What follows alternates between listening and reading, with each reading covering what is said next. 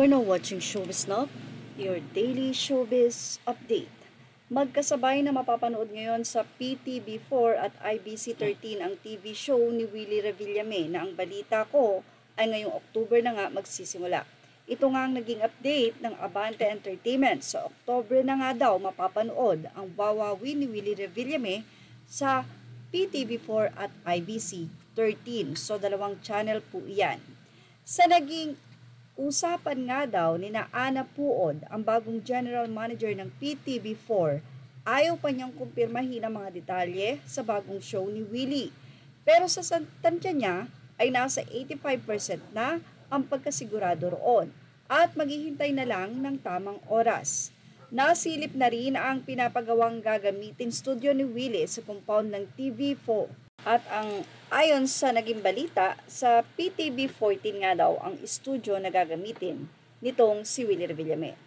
At sa tingin di umano ay kayang ma-accommodate yon ng halos 500 na katao.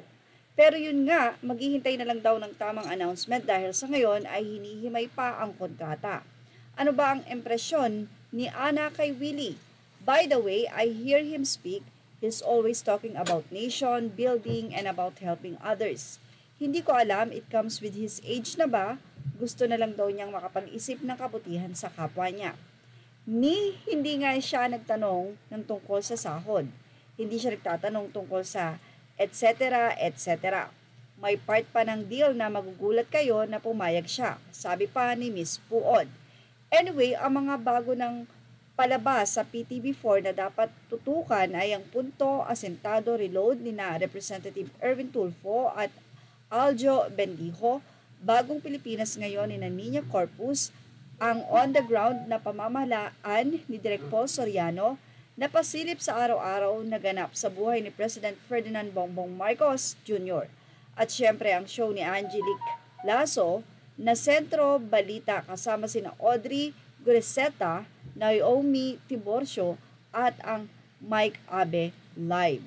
These new shows will add to our stable of in-house programs like Ulat ng Bayan, PTV New Tonight, Schoolmates and Rise and Shine Pilipinas, sabi na lang ni Ana Puod. Yan ang naging update ng Abante ni Dondon Sarmiento.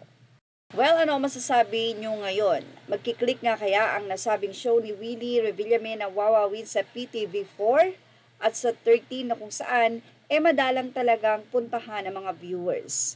Tingnan na lang natin kung mahahatak ba ni Willie ang kanyang mga viewers. Yan ang ating Showbiz Snap update. Images are all credit to the rightful owners and thank you for watching Showbiz Snap.